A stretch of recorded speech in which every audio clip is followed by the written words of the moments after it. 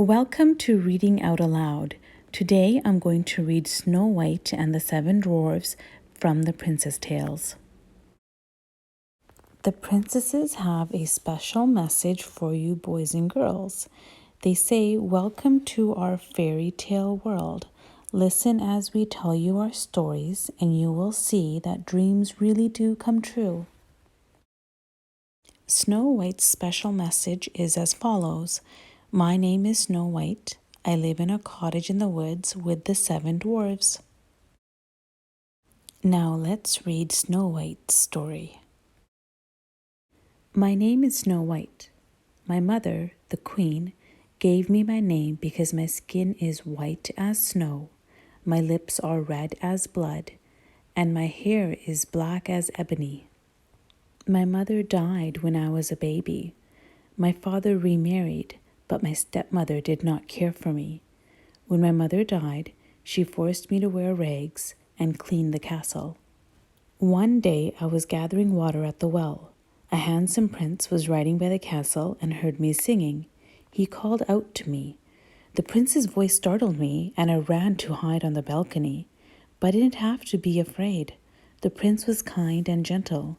He promised to visit me again soon. My stepmother watched from the window as I spoke to the prince. Seeing the handsome prince talk to me made her jealous.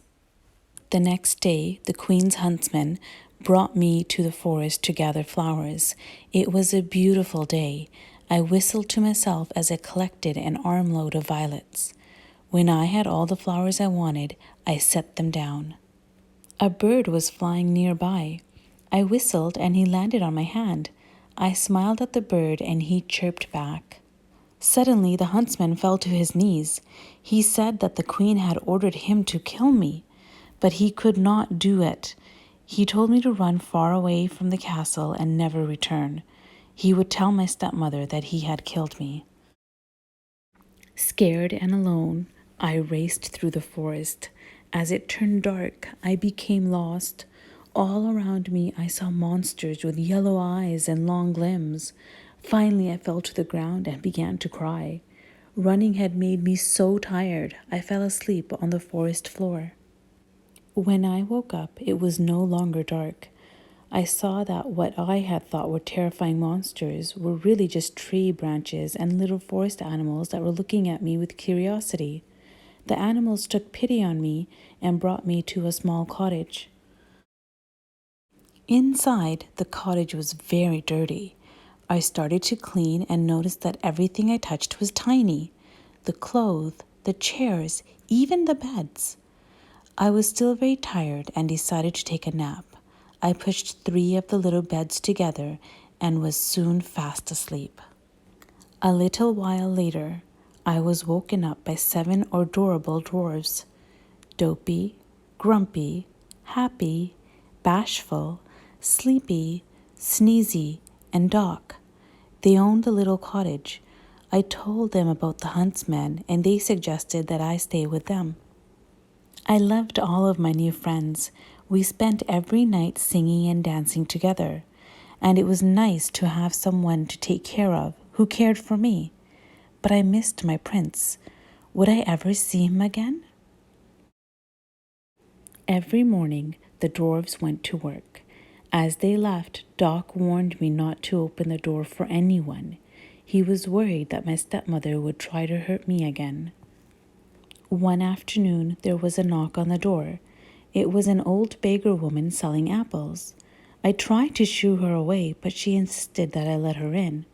The old woman offered me a delicious-looking red apple. "It's a magic wishing apple," she told me.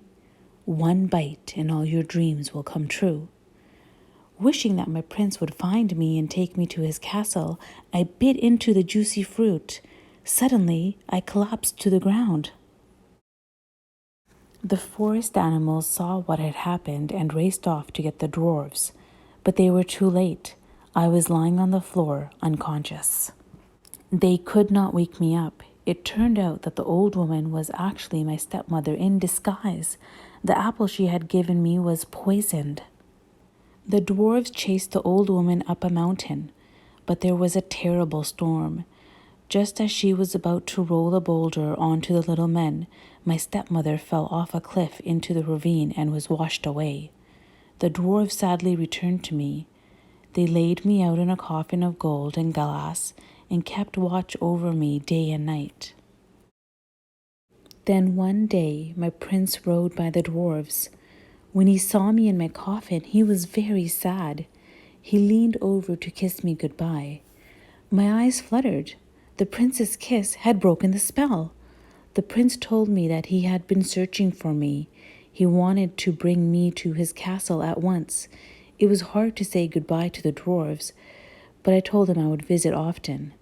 Then I rode off with my handsome prince to a wonderful life. Thank you for listening to Snow White and the Seven Dwarfs.